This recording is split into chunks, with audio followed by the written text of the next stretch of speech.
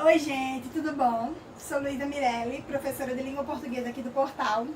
E como vocês podem ver, a gente está nessa estrutura agora online. Sinto muito não poder estar com vocês em sala de aula, mas vamos nos adaptar com o que temos. Vocês podem ver aqui no quarto da minha casa, dá para sentir o ventilador voando no cabelo, né? Mas nada que nos atrapalhe e nesse momento vamos dar início à nossa aula. A nossa aula de hoje é sobre modalidade da linguagem nas artes. A gente estipulou aqui a dança, o cinema, novelas, séries e teatro como possibilidades artísticas e manifestações culturais, mas a gente vai dar uma ampliada, a gente não vai pensar só essas manifestações artísticas. E a gente vai tentar minimamente construir uma linha do tempo e pensar essa questão de arte ao longo do tempo. Eu queria dizer também a vocês que essa aula vai ser dividida em duas partes. Eu e a minha amiga Gabriela, então vocês assistem aqui e depois já correm para assistir o vídeo dela em seguida, para dar continuidade e não quebrar essa linha de raciocínio. Vamos lá. A gente vai pensar ao longo dessa aula em diferentes tópicos, em diferentes pontos. A gente não está aqui para dar um conceito do que é arte, mas a gente vai pensar que ao longo da história, essa noção de arte, ela vem se modificando sobre o que seria belo, ou o que não seria belo, o que seria produzido assim, de valor e o que não seria produzido de valor. E a gente sabe que essa noção muda ao longo do tempo, e por isso a gente vai pensar nessas diferentes possibilidades artísticas. A gente vai pensar e vai ver também como essa arte comunica. Por meio de quê? Por meio de quem? Porque não é só pensar, o autor quis dizer isso. Isso às vezes é até um equívoco a gente pensar isso. O autor quis dizer isso, o produtor quis dizer isso. Mas já pensar que quem produziu teve uma ideia assim, mas a forma, a técnica que ele usou, ou até, digamos assim, não a técnica com um nome pomposo, mas a ideia que ele propôs, sei lá, o risco, o traço que ele fez, tem sim algo a comunicar, tanto do seu período quanto de quem produziu. A arte pela história por ser uma linha cronológica, e também a arte enquanto manifestação cultural, visto que os povos, no decorrer dos tempos, aquilo que eles pensam tem repercussão sim naquilo que eles produzem. Vale ressaltar também que a nossa linha cronológica, ela não é assim muito minuciosa. A gente fez algo mais pontual, para que além de não ficar tão cansativo, fosse mais significativo. A gente escolheu períodos significativos e a gente selecionou obras e características que fossem mais marcantes para ajudar vocês na hora de estudar. Vamos começar com a arte greco-romana. A Grécia, e logo após a conquista da Grécia, Roma, eles construíram conceitos, saberes, leis, noções de mundo e produções artísticas que estruturam a cultura ocidental. Suas produções dizem muito sobre este tempo, assim como nos auxiliam a compreender a nossa organização atual, nossos valores e raízes das artes que hoje consumimos. Porque quando a gente tem a oportunidade de ir a um museu na Europa, por exemplo, espero que todos nós possamos ir. Quando a gente vai a um museu na Europa, por exemplo, e vê uma daquelas esculturas, digamos o Davi de Michelangelo, que é do Renascimento, mas digamos que a gente vê uma escultura que foi feita da Grécia, Vênus de Milo e assim, qualquer outra que a gente tem a oportunidade de ver. Quando a gente vê e diz que aquilo ali é belo, diz que aquilo ali é uma obra de arte bem produzida, não necessariamente sejam os valores que a gente acabou de construir, mas são os valores que eles construíram antigamente e que ao longo do tempo foram se repercutindo. Pode ser que em algum momento alguém tenha questionado e dito que aquilo não seria o belo, que aquilo não seria tão ideal. Mas a gente vê que tem repercussão nos nossos dias de hoje. Se a gente diz que é belo ou se a gente diz que não, quer dizer que de alguma forma os valores que foram construídos antigamente podem ser pensados e repensados por nós nos dias de hoje. E a gente até colocou um quadrinho aqui dos deuses, da mitologia, das crenças daquela época, que é o próximo tópico, que é uma das características muito marcantes nessa produção artística, tanto dos gregos quanto dos romanos, essa presença dos mitos e das divindades. A gente vê nos livros de história, quando a gente estuda artes também, e até literatura, digamos assim, a gente vê muito aquelas esculturas dos deuses, de Poseidon, de Zeus, de Vênus. A gente vê a presença marcante daquilo. E não só na escultura, mas a gente sabe que na construção dos templos, na construção dos monumentos religiosos, até nas pinturas que eles produziam, nas danças que se tinham, nos rituais religiosos, aquilo que se produzia tinha muito dessa marca, daquilo que eles acreditavam como reger a natureza e reger a vida deles, digamos assim. Não reger no sentido católico, cristão, mas reger assim, que eram superiores a eles, digamos assim. É importante também a gente ressaltar e dizer que a arte era utilizada como forma de ensino por meio da catarse, mas em especial por meio do teatro e da literatura. A questão da catarse seria essa ideia da comoção, que eu atingisse o meu público e desse aquela chavezinha que gira assim, aquele estalo.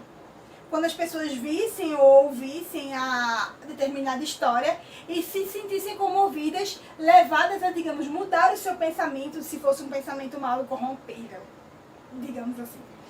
A gente pode ver na história de Édipo, quando Édipo ele fura os olhos por ter tido, mesmo tendo fugido, mas por ter tido relação com a mãe, ele fura os olhos, digamos, em sinal de remissão, em sinal de arrependimento, e aquilo, quando o público tivesse contato com aquilo, gerasse não só aquele, nossa, ele furou os olhos, mas nossa, ele furou os olhos porque ele fez uma coisa ruim. E agora ele está repensando nisso, que isso não é uma coisa boa. Então eu também, se eu tiver esse pensamento, eu vou pensar e não vou mais fazer isso, ou eu vou querer, não vou querer isso para minha vida. Seria a ideia de fato de comover, de levar o público a se libertar daquilo que não seria ideal à sua natureza, daquilo que poderia corromper a pessoa. A literatura e o teatro, eles estavam intrinsecamente relacionados, seja a tragédia com os ensinamentos dos seres melhores, que era ensinado e era escrito sobre os heróis, sobre pessoas que, por mais que tivessem alguma falha, mas ainda assim eram pessoas muito boas, que tinham bons valores a ser seguidos e a serem vistos, ou com a comédia, que seriam os causos mais cotidianos dos seres menores. Seria algo mais palpável, até hoje em dia, né? A gente faz comédia de tudo que é diário, de tudo aquilo que é mais palpável, mais próximo a gente, e é algo que a gente tomou dos ensinamentos e das produções daquele período. A comédia sobre esses seres menores, que eram ensinadas nos teatros, como a gente vê aqui, que tinha toda essa arquitetura para que a acústica fosse melhor, que eram ensinados para o grande público, para que, de fato, as pessoas pudessem ver na comédia aquelas coisas que fossem mais próximas a eles e ver por meio da tragédia aqueles grandes atos e fossem assim comovidos e tocados por aquilo que é produzido. E eu nem falei, ó, as máscaras que eram utilizadas não é tão próximo daquilo que a gente vê hoje, que tem as expressões, os atores fazem o drama, a comédia, tem toda a questão da expressão facial. Naquela época, a princípio, se usava máscaras e com o tempo foi se mudando, né? A estrutura foi se mudando. E a gente vê também as construções que eram mais estáveis e que a gente vai ver no próximo slide. A mudança também, aqui tem mais, digamos assim, mais carga, mais coisa recebida dos egípcios. E a gente pode até ver e comparar até com a Vênus de Milo, que com o passar do tempo, eles foram mudando tanto o material quanto o movimento. A gente pode ver roupa, a gente pode ver que tem todo um detalhamento no mármore do material que é produzido. Agora não são mais esculturas retas, são mais encurvadas. Todo esse padrão que vinha sendo modificado antes com o que eles recebiam, com o que eles tinham da cultura egípcia e com o passar do tempo aquilo que eles foram construindo deles mesmos. E a gente vê que eles se desenvolveram nos diferentes modos diversos, nas diferentes formas artísticas.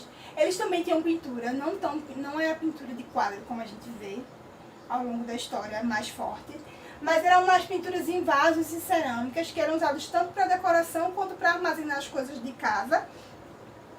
E a gente vê também que eles têm uma questão muito do detalhamento, de que a pintura seja bem assim, bem produzida mesmo. E a gente vê a questão das esculturas como o Panteão, ambos do século... Ambos não, né? Os outros, esses dois do século V e esse aqui do século II. O século V que foi um século, digamos assim, o auge das artes da Grécia. E a gente pode pensar, diante de tudo isso, diante da ideia de que antes as esculturas eram estáveis e passa-se a um movimento das pinturas muito detalhadas, a gente pode pensar a arte sendo vista como técnica, que não é só Luísa, chegar e desenhar uma divindade, uma deusa do modo que eu quero só para eu ver e para eu guardar aqui na minha casa. Não. Mas era vista como uma técnica e, digamos assim, tinha um objetivo. Não vou dizer que todas as artes, tudo aquilo que era produzido tinha um objetivo, não vão sair dizendo isso para todos os lados, mas, de certo modo, tinha sim um objetivo. Era algo para se homenagear alguém, era algo para se lembrar de uma divindade, era colocado num lugar exposto para as pessoas. E a arte era vista como técnica para fazer todo um detalhamento de um tecido fino, leve, com movimento. Não é qualquer coisa. É uma arte, de fato, vista como técnica que se relaciona muito com a civilização que preza muito pela razão. Se você preza muito pela razão, você não vai fazer as coisas de qualquer modo, só movido pelo sentimento de ser ou ser bonito, ou do jeito que eu quero, assim. Porque eu quero assim. Não, mas se eles prezavam pela razão, aquilo que eles buscavam, além de, no fundo, ter um propósito, tem que se buscar uma perfeição. Eles buscavam ter sempre algo mais bem produzido, bem visto, para que quando se visse era algo perfeito, algo belo. Isso a gente pode entender nas esculturas realistas, como eu falei, antes uma estabilidade e agora mais um movimento. O rosto também antes era uma coisa mais, digamos assim, mais amena, e com o passar do tempo foi se ganhando expressão facial, e a arquitetura retilínea, se mostra essa retidão, as colunas muito bem quistas, que são características muito fortes, né, da Grécia e de Roma, a questão das colunas, para mostrar e para, digamos assim, reforçar essa ideia de perfeição e essa ideia de serem guiados pela razão. Aí a gente chega, dá um salto temporal na arte medieval. Então tudo aquilo que era considerado as divindades, os mitos, a razão, agora tem-se um novo modo de pensar. A gente sabe que não é de um dia para o outro. A Grécia, antes de Cristo, com a vida, com o nascimento de Cristo e toda a história dele aqui na Terra, foi se mudando o pensamento. As pessoas, de certo modo, deixaram mais as crenças nas divindades, na mitologia, e passaram agora a acreditar no Jesus Cristo que tinha vindo à Terra. Os ensinamentos religiosos foram sendo propagados e chega-se ao auge da igreja. Os valores artísticos passaram assim por mudanças significativas. As formas e os conteúdos correspondiam a essa nova concepção cultural. O valor dado à expressão artística é reconhecido neste período como pelas lentes da religião, o que interfere diretamente nos modos que as produções serão lidas e no significado que essas novas formas constroem.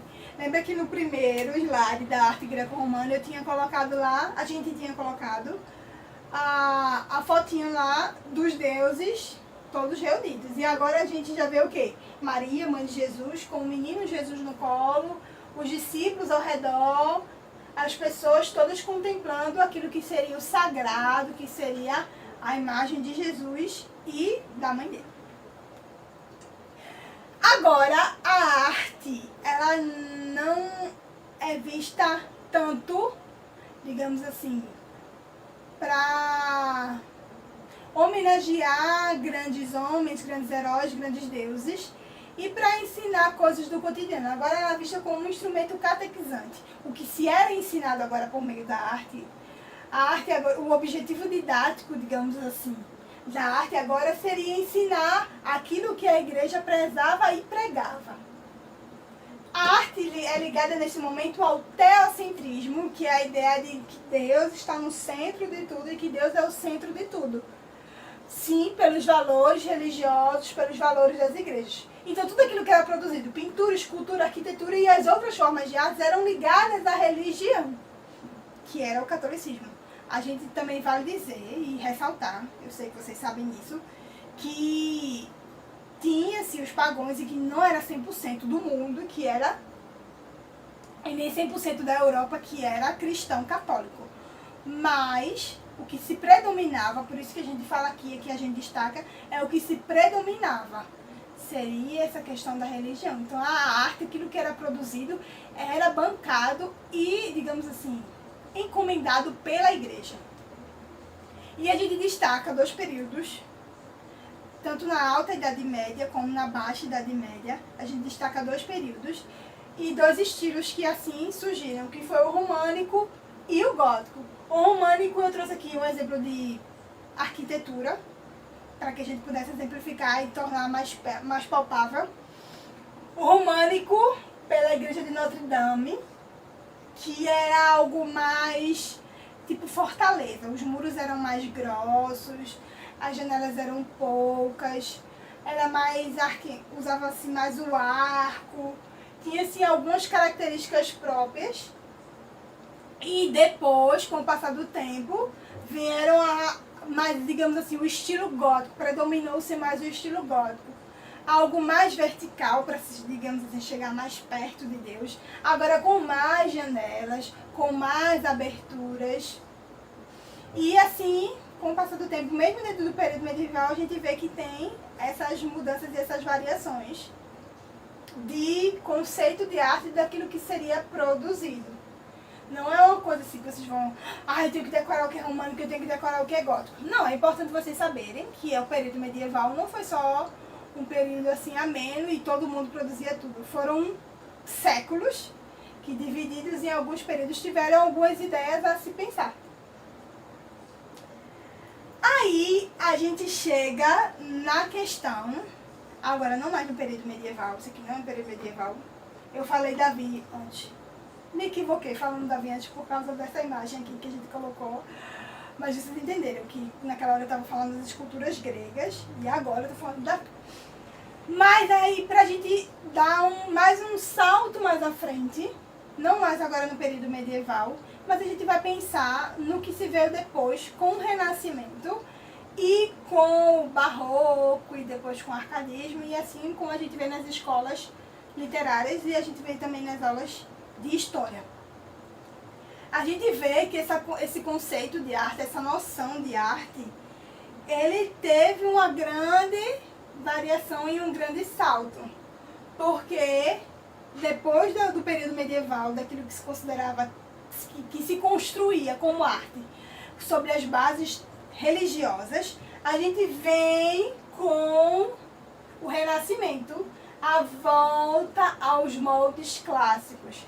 Aquilo que se produzia, que se entendia como obra. Por isso que a gente vê uma escultura perfeita, bem feita, pomposa, voltando àqueles moldes de perfeição e de beleza clássicos.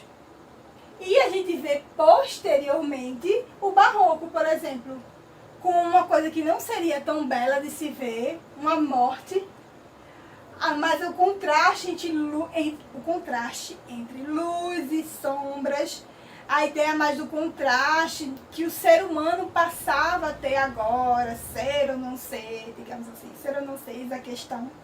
E a gente vê que ao longo da história a arte tem essa mudança de pensamentos e essa mudança de noções, de que o belo que era antes pode não ser belo depois. Que a gente viu no clássico, o belo era as esculturas muito bem feitas, os deuses, e a gente vê que no medieval já são outros valores, são outras construções. E a gente pensar essa questão da linguagem nesses períodos. A gente não acabou, ainda tem outros períodos a se tratar que a gente vai ver no próximo vídeo. Mas a gente pensar como é que a arte ela é vista e ela se comunica durante esses diferentes períodos. Depois do período medieval, a gente tem esse período do Renascimento, tem um período do Barroco. Aí os valores são pensados e repensados. Fica até parecendo um joguinho de vai e vem, um joguinho de vai e vem. Mas são coisas que a gente vai ver e vai pensar no próximo vídeo. Então, muito obrigada por assistir. Espero que esteja tudo bem pra vocês, tudo bem na casa de vocês. Que vocês continuem estudando. Qualquer coisa, vocês procuram o pessoal do portal, qualquer dúvida. E é isso. Assistam o próximo vídeo com a professora Gabriela. Muito obrigada e compartilha com os outros fãs. Olá, portal, tudo bem? Bem, eu me chamo Gabriela, a gente não se conheceu ainda, não deu tempo de a gente se conhecer. Talvez alguns alunos do ano passado lembrem, mas enfim. Bem, inicialmente eu deveria estar dando essa aula com a Luísa, só que devido a essa situação a gente teve que apelar aos meios tecnológicos. A gente também pensou em dividir essa aula na tela, né? Eu e ela fazer simultaneamente, só que também não deu certo, ia dar errado. E a gente resolveu dividir essa aula em duas partes. Ela fica com a primeira e eu fico com a segunda. Vocês já devem ter assistido a primeira aula dela, né? Então, eu vou só dar continuidade a ela, porque a gente construiu a aula juntas. Bem, Luísa ficou com a primeira parte, com a Idade Antiga, que inclui Grécia e Roma Antiga, a Idade Média, um pouquinho depois da Idade Média, e eu vou ficar com a Idade Moderna até a Contemporânea. Bem, só deixar claro que a gente não dividiu necessariamente com os momentos artísticos, mas a gente dividiu mais em momentos históricos, como a arte ela se liga a esses momentos históricos. Bem, a gente está dando uma aula sobre linguagem artística e só queria pedir desculpa a vocês antes porque eu tô perto da rua. Então vai passar carro, vai passar moto, vai passar menino, vai passar cachorro. Eu não vou ter controle disso. Então vai acontecer barulhos que eu não vou controlar. E eu tô gravando com o celular, então vai ter hora que eu vou estar olhando para a câmera, hora que eu vou estar olhando para a tela. Porque, sei lá, vai acontecer. Então só adiantando isso. Bem, continuando. Quando a gente fala de arte e a gente fala de comunicação, esses termos eles estão muito relacionados. Uma vez que a arte, ela é a comunicação que aquele significado estabelece comigo. A arte, ela não só é produto, como ela não é só forma produto, como ela é sentido. O quadro, uma escultura, uma dança, uma peça teatral, uma literatura, isso não são corpos vazios, mas eles não são corpos estáveis que estão ali por estar. Cada elemento dentro daquele corpo, ele significa algo. Cada elemento ali, ele é importante para aquela peça e ele constrói aquele sentido organicamente e conjuntamente. Quando eu pego um quadro, um azul, um rosa, um amarelo e um verde que estão juntos, eles não estão ali por acaso. Eles estão ali porque fazem sentido dentro daquela peça. Que é bom a gente falar, quando a gente fala de linguagem, que linguagem é comunicação, é estabelecer sentido, eu estou falando com vocês, eu estou me comunicando com vocês. Vocês estão entendendo o que eu estou falando? Eu espero. E a gente está estabelecendo a comunicação.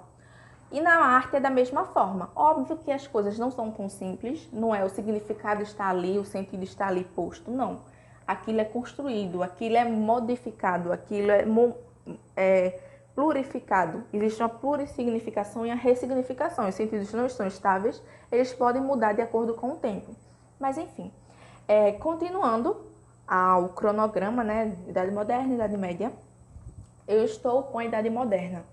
E quando a gente fala de Idade Moderna, é bom a gente pensar na Idade Moderna enquanto fato histórico. A Idade Moderna, ela fez parte dela o projeto de modernização do mundo. Então, os países, eles queriam se modernizar. E se modernizar não era simplesmente se dizer moderno, mas era fazer coisas modernas. Então, a coisa da industrialização, da rapidez, da mecanização, como esses fatos, eles se fazem parte desse ideal moderno e como eles também vão fazer parte da arte. A arte, é bom a gente lembrar que a arte é um corpo social. Então, como corpo social, ela pega o que está em volta dela. A arte é construída por humanos. Humanos vivem em sociedade. Então, a arte ela vai se comunicar muito com aquele meio social em que ela está sendo produzida. Bem, nesse primeiro slide, só para deixar claro, eu estou com o celular aqui. Então, quando eu olhar para baixo, ou eu vou estar olhando para o slide, ou eu vou estar com o olhar disperso.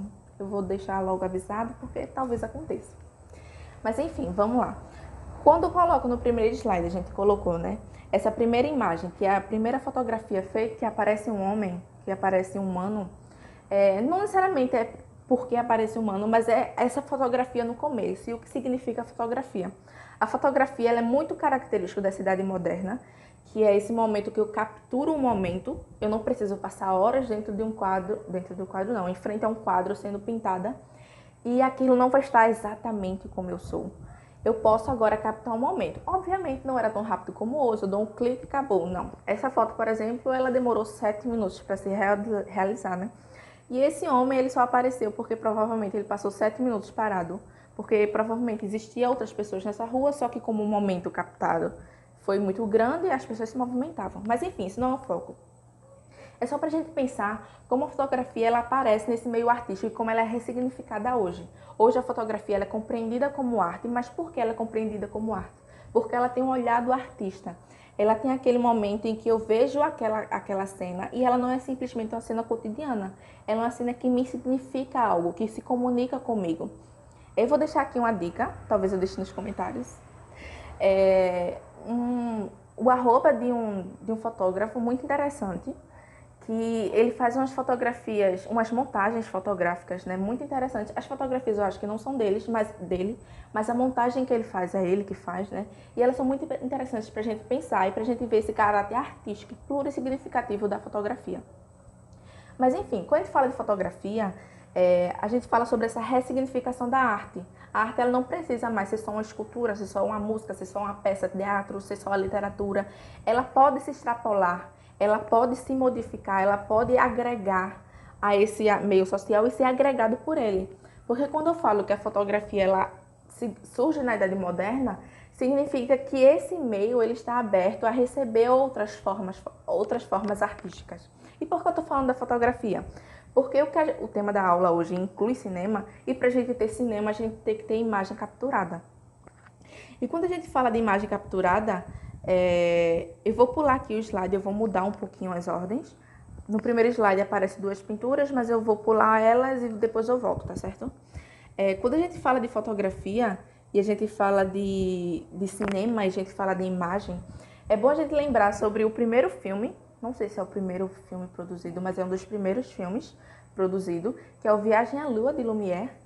Ele é retratado, existe um outro filme, né, posterior, bem recente, na atualidade, que é As Invenções de Hugo Cabret, é um filme francês, e vocês podem assistir só para saber a história. O filme é muito interessante, é muito bom, mas se vocês querem só saber a história sobre esse filme, Viagem à Lua, é muito interessante.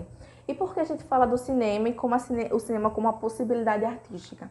Porque o cinema, ele se mostra como uma possibilidade artística a partir do momento que ele tem um olhar do cinematógrafo, essa é a palavra, né? Quando ele tem um olhar desse sujeito que captura aquele momento e que reconstrói ele. Quando a gente fala de Viagem à Lua, a gente fala de humanos que vão para a Lua e encontram marcianos, não, extraterrestres. E, enfim, a gente tem essa criação, a junção da ficcionalidade com a fotografia em larga escala, né, a sequência delas. Então, quando a gente fala de cinematografia, a gente fala sobre essa nova possibilidade artística que se inclui dentro desse meio moderno. O cinema é o marco da modernidade. O cinema é, uou, nossa, você foi pro cinema, você é muito moderno. E eu trouxe essa outra possibilidade, que é o filme Tempos Modernos de Charlie Chaplin, porque ele é um filme antigo, é um filme de cinema mudo ainda. E ele é muito interessante porque traz a arte como ela não é desligada do mundo, ela não é desligada do social. A partir do momento que ele traz essa reflexão sobre essa mecanização, o filme Tempos Modernos é sobre isso. Então essa arte, ela vem para quebrar com os valores acadêmicos de, olha, eu preciso aqui só trazer o que é belo, só trazer o que é bonito, para vocês admirarem. Não, eu preciso refletir, eu quero refletir. E por que não usar as tecnologias modernas para produzir essa arte? Por que eu não enriquecer esse corpo artístico com o que é produzido humanamente, o que é produzido no corpo social? Agora eu vou voltar rapidinho para outro slide. E a gente tem 2 imagens aqui, uma cubista e outra futurista. A gente tem um quadro de Pablo Picasso e a gente tem outro quadro de Luigi Russolo, eu acho que é assim que fala o nome dele. Enfim, é um quadro cubista e outro futurista, e é bom para a gente pensar sobre essa modernidade, como a modernidade ela não é só no cinema, mas como a pintura ela também abarca isso. Porque a gente já viu, né, que a modernidade e essa arte moderna, ela vem para quebrar com o academicismo. Então ela não necessariamente se prende àquela forma artística plana, reta, que é plena, que é a Vênus, que é o Davi. Ela vem com essas formas geométricas, ela vem, olha, existe essa outra possibilidade também, a gente pode considerar isso arte. Isso aqui também tem o seu valor. E é bom a gente pensar sobre esse outro quadro do carro, que é o dinamismo de um automóvel, o quadro carro. o dinamismo do automóvel, como ele é ressignificado, ele é muito profundo se a gente parar para pensar. Porque ele capta a velocidade de um automóvel, a gente capta a dinamicidade dentro de uma pintura. Então é como essas formas elas se organizam para me comunicar algo. O nome do quadro também tem uma significação, tem uma importância dentro disso, mas depois a gente pensar sobre isso também. Gente, talvez eu fale um pouquinho mais rápido e vou correndo porque a gente tem pouco tempo, não é um tempo de aula. Então, voltando para outro slide, sobre esse passo de dança. A gente não sei necessariamente de que expressão artística é essa, o nome da dança e tudo mais, mas a gente trouxe aqui só para pensar como a dança é uma possibilidade artística e como o modernismo, a modernidade se inclui nela, porque ela traz essa leveza. A dança não precisa ser mais com passos coreografados, não, coreografados sim, né? Mas com passos estabilizados, que estejam muito retos e que tenham que ter um sapato, uma roupa adequada, reta, junto ao corpo e tudo mais. Não, ela traz essa leveza, eu posso dançar descalço, eu posso trazer movimentos que explorem a elasticidade do meu corpo. Então a modernidade ela justamente vem para quebrar a formalidade e a estabilidade. Estabilidade assim, é porque eu esqueci a palavra agora, fugiu. Mas é aquela estagnação acadêmica, e ela traz justamente essa nova possibilidade. Eu posso fazer isso aqui, explorando o que há de melhor em mim, o que há de melhor no meu corpo, o que há de melhor na minha mente, o que há de melhor no meu meio social. Enfim, a modernização ela é isso. Não é basicamente isso, mas ela segue nesse meio. E é bom a gente ler isso. Como é que esses instrumentos modernos se adequam a essa arte. Não se adequam, mas como essa arte se comunica com ele. E como a gente pode encarar uma obra artística e identificar, nossa, isso aqui é moderno, por quê? Porque eu tenho essa dinamização, eu tenho essa flexibilização, eu tenho elementos que são ligados à modernização, eu tenho industrialização, eu tenho o cinema, que é um marco. Quando a gente vê o cinema, a gente vai ver no contemporâneo. Quando o cinema vai em um momento ser um marco, ser um símbolo de modernidade, de contemporaneidade, desculpa, minha cachorra, de contemporaneidade. Então a gente perceber como essa idade moderna ela se modifica da antiga, da anterior a ela, por ela trazer essa flexibilização, trazer essa dinamicidade e liberdade artística. Eu preciso ler isso, eu preciso encarar essa obra mesmo, olhar para ela e dizer o que é que você me tem a dizer e perceber esses elementos. Bem, a gente falou sobre a arte moderna e agora a gente vai entrar um pouquinho sobre o momento contemporâneo da história e como a arte ela se figura, se materializa nele. Bem, um pouco diferente da modernidade, essa contemporaneidade que, assim, basicamente, a gente compreende que ela começa depois da Segunda Guerra Mundial. Não é certo, não é uma data precisa, mas é mais ou menos quando ela se inicia. E a gente tem que levar em consideração esse momento pós-guerra, momento duas guerras mundiais, e o que isso significa sobre o mundo e sobre os humanos. As pessoas elas vão estar mais fragilizadas, as pessoas que estavam próximas desses espaços de guerra. Ao mesmo tempo que as pessoas estão mais fragilizadas, essa industrialização ela tomou conta do mundo de forma significativa. Então a gente vai ter, dentro dessa idade contemporânea, a figuração de muitas formas de fazer arte e formas extremamente significativas. A gente trouxe aqui dentro desses slides o pop art como um exemplo. O pop art ele se mostra como a arte popular, ela traz elementos da cultura popular e ressignifica ele dentro do fazer artístico. A gente tem um quadro, o primeiro quadro, né, o quadro de Jim Dime, que são 4 corações, o nome do quadro são 4 corações mesmo. E ele traz justamente esse elemento do coração, que significa amor, que representa geralmente amor, nessa tentativa de reconstruir ele e de trazer outra forma. O amor, esse amor que eu tenho, ele não precisa necessariamente ser um amor romântico. Esse amor que eu tenho não precisa necessariamente estar dentro daquele dinamismo de estabilidade, de que eu tenho que amar porque eu tenho que amar. Não é necessariamente uma leitura, a única leitura do quadro, mas é uma leitura possível. São as cores que me dizem isso, é a forma do coração que me diz isso, são a quantidade de vezes que ele retrata essa imagem. Então é um ser humano que entende esse momento que ele passa, é um momento de pós-guerra, é um momento em que as imagens elas não estão necessariamente organizadas da melhor forma na minha mente. A mente dessas pessoas que vivem o pós-guerra, imaginem, né? Então, assim, é um momento que as coisas elas não estão organizadas como elas deveriam estar. Então, por que a minha arte ela tem que estar organizada como ela deveria ser? Além de eu quebrar o academicismo, que a modernidade ela já quebrou para mim, eu tenho essas novas possibilidades com imagens desarranjadas, com pinturas sobrepostas, que não significam muito. Não significam muito, assim, no primeiro olhar, mas quando eu paro para ver, quando eu paro para enxergar, quando eu observo a dinamicidade daquelas cores, aquilo me significa alguma coisa, daquelas formas, daquelas curvas.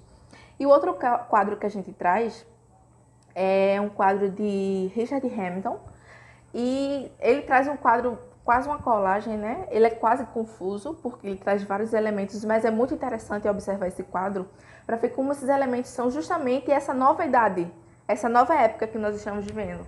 Esse século XX, na verdade, segunda metade do século XX, e como os valores eles são colocados aqui e problematizados. A gente tem a forma física perfeita, a gente tem o filme, o cinema novamente, que é como a arte do status. Eu vou ao cinema, eu sou muito... Bem, a gente tem nesse quadro de Richard Hamilton as formas colocadas aí para serem problematizadas. A gente tem a imagem do corpo perfeito, a gente tem a imagem do enlatado, que era assim, o ícone. Nossa, eu tenho um enlatado da minha geladeira, vejam como eu sou moderno. O cinema, que traz a mesma significação, a arte do momento. A gente tem aquele tapete, a gente tem o elemento que limpa a casa, eu esqueci o nome do negócio. Mas enfim, a gente tem esses elementos que é assim, o marco da modernização. Nossa, sou tão moderno. Eu vivo tanto eu me enquadrei tanto nesse novo corpo social que eu vivo isso. E aí esse quadro é justamente essa problematização. Como esses elementos, na verdade, eles são muito confusos e quando eles são colocados juntos, eles não fazem tanto sentido. Porque eu vou ter um corpo moderno, vou ao cinema, vou ter um enlatado, quando eu não enxergo tudo isso. Eu enxergo só para mim e como eu quero ter as coisas mais e mais. A arte contemporânea, ela vem justamente para trazer essa fala tete a tete. Eu vou falar com você, consumidor da minha arte, que consome isso mesmo sem saber. É uma arte extremamente reflexiva, extremamente problematizadora. Passando para o próximo slide, a gente tem duas expressões artísticas, né? A gente tem um hip hop e a gente tem uma performance. É uma performance chamada I Like America and America Likes Me. A gente tem duas expressões artísticas. É muito interessante ver como nessa contemporaneidade a arte ela se mescla com outros elementos, com outros corpos. Um corpo artístico se mescla com outros e me comunica muito. Olha, eu não preciso estar estabilizado dentro de uma imagem. A arte é só aquele quadro e acabou. A arte é só aquele livro e acabou. A arte é só aquela escultura e acabou. Não. Eu posso ter a dança misturada com a música, misturada com movimentos da rua. Eu posso ter essa arte que ela vai para as periferias. A arte não vai ser somente mais, nessa contemporaneidade, ligada ao acadêmico. Nossa, eu vou assistir aqui o balé porque isso aqui é arte. Não, não é só arte. Isso aqui é arte é muito boa, mas não, isso aqui não é só arte. Não é só isso que é arte. Aquele hip hop da rua também é arte. O som, a dança, os movimentos, quem faz, qual olhar que ele tem. O olhar de alguém que faz a arte dentro de uma elite e o olhar de alguém que faz arte dentro de uma periferia é muito diferente. E são artes da mesma forma. E é bom a gente ler como isso significa, qual é a intenção desse artista ao retratar aquela forma. E a gente tem outro, que é a performance, que eu já falei o nome, né? Isso aqui é outra possibilidade, que é uma possibilidade do teatro, que é mais a possibilidade do corpo mais performático mesmo. Eu vou utilizar o meu corpo para performar isso. E isso tem sido muito utilizado ultimamente. E é bom a gente pensar como a performance ela é uma possibilidade artística que ela envolve não só eu artista, mas como o meu público reage a isso. Então a gente tem essa receptibilidade do olhar do público no mesmo momento. Isso também influi sobre essa forma. Porque é bom a gente pensar que a performance, por exemplo, eu vou ter uma performance que vai ser ensinada em tal lugar. Vai ser durante tal dias, 5 dias. A performance ela vai ser a mesma, ela vai ser estruturada da mesma forma, mas ela não vai ser a mesma, porque o público vai ser diferente, a recepção vai ser diferente, a leitura daquilo vai ser diferente. Se no meio desse dia eu tivesse lá um acidente perto, um acidente grandioso que moveu, que vai ter diferentes comoções, se eu vou para ver uma expressão artística que no meio desses 5 dias teve algum movimento mundial que foi extremamente significativo, aquilo pode ser enquadrado daquela forma, dentro daquela performance, eu posso enxergar aquilo, posso refletir. Então, justamente, novamente, a arte contemporânea ela vai ser extremamente reflexiva e ela vai buscar esses elementos da contemporaneidade, esses elementos pop, não necessariamente super pop, nossa, vai ser, mas esses elementos que estão dentro do circuito midiático nesse momento, né? A mídia ela começa a aparecer e no circuito popular. Não necessariamente precisa que vai estar em todas as bancas de jornais, de revista, mas que esteja aí de amplo conhecimento.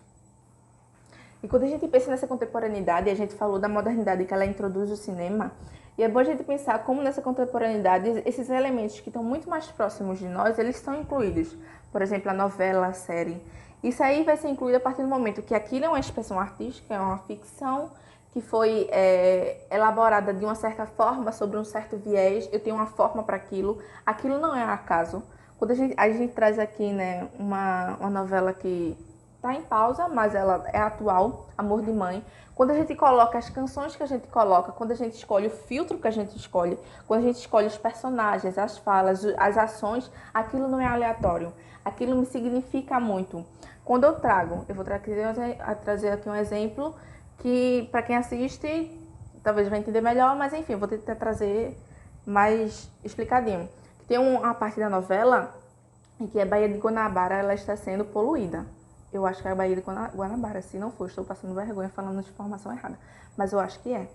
E ela está sendo muito poluída. E tem ao fundo, geralmente, quando aparece essa cena, uma música de Caetano Veloso sobre a Baía de Guanabara, que é como ela...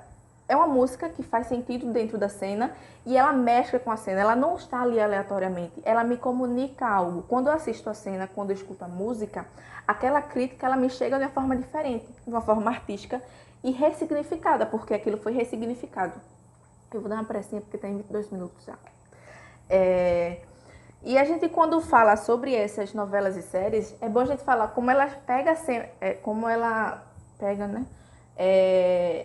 Fatos da atualidade. Geralmente, não necessariamente o que está acontecendo, mas como aquilo pode significar dentro daquele meu contexto que eu estou passando.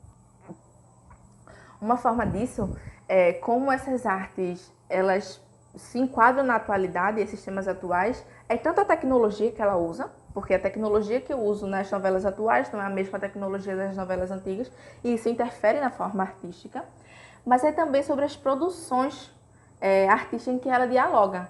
Quando eu produzo Amor de Mãe e eu digo que eu coloco outra música, que é a música de Caetano Veloso, eu também estou achando que é de outro cantor, que é de Chico Buarque, talvez esteja passando vergonha, mas é de Caetano Veloso. Em que ela dialoga, a música de Caetano não foi ontem que foi produzida. A música de Caetano foi produzida há muito tempo atrás. E eu dialogo com essas artes já produzidas para ressignificar elas.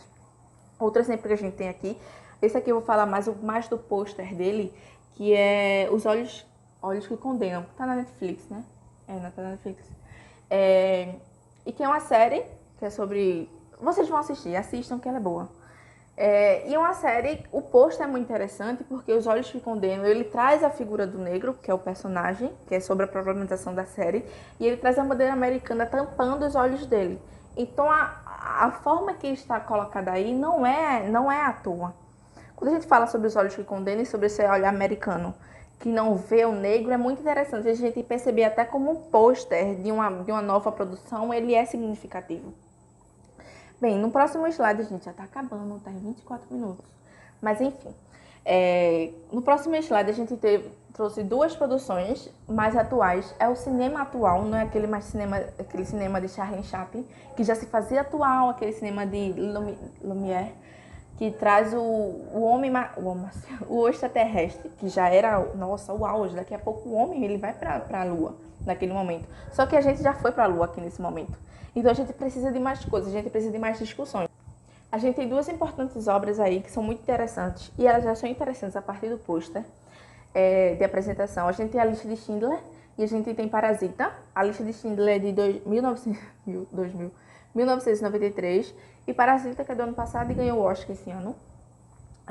E é muito interessante a gente pensar como essas duas produções elas se fazem artísticas a partir do momento que a gente compreende, novamente falando, como nada ali é ao acaso. Quando a gente tem a lista de Schindler, em que o filme é todo em preto e branco, e só uma menininha de casaco vermelho, aquilo me significa muito. O que significa um filme em preto e branco? O filme em preto e branco ele não está ali à toa.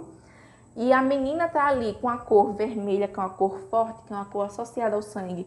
E nesse momento que retrata, que é a Segunda Guerra Mundial, o nazismo e tudo mais, é muito significativo a gente prestar atenção nesses detalhes que eles não passam despercebidos por nossos olhos, porque eles são extremamente significativos. E outro filme mais atual, que é Parasita, é bom a gente pensar como a cor, como a seleção de imagens e de como uma escada funciona dentro do livro, como a elevação de estados sociais ou a diferença entre eles, como a cor, como um escuro e um claro, como essas coisas funcionam dentro dessa obra, aquilo não está ali à toa. Isso é produção artística. Isso é selecionar os fatos e compreender como eles, os elementos, e compreender como eles se organizam dentro daquela obra. E o próximo, último slide, antes de responder a pergunta 27, vocês me perdoem, outra forma de linguagem, que é a linguagem da adaptação. Não é outra forma de linguagem, mas é uma forma possível, que é uma forma que existe. A gente trouxe dois exemplos aqui, que é o Conto da Aia, que é de 1985 e que foi transformado em série em 2017. E a gente tem outra produção de Ariano Suassuna, que é o Auto da Compadecida, que foi de 1955 e foi transformado em série também, depois em filme, adaptado para o filme, né, em 2000. Então a gente tem duas produções que foram adaptadas. A gente tem o mesmo conteúdo, a gente tem a mesma ficção, só que ela foi trazida a nós com olhares diferentes, com uma linguagem diferente. A gente tem um livro que trata com palavras, que trata com significados, metáforas, ressignificações, enquanto o cinema ele não vai trazer dessa forma. Ele vai trazer com imagem, ele vai trazer com atuação, ele vai trazer com cenário. Então são produções diferentes, mas que elas têm o mesmo valor dentro delas mesmas, né? Então, gente, eu queria responder a pergunta, as questões, só que pelo que eu tô vendo aqui, falta 20 segundos para eu terminar, eu vou ter que correr. Eu vou disponibilizar depois para vocês o meu contato e a resposta e possíveis dúvidas que vocês podem querer tirar. Mas eu queria agradecer, espero que vocês tenham entendido, espero ter feito uma boa aula. E é isso, tchau!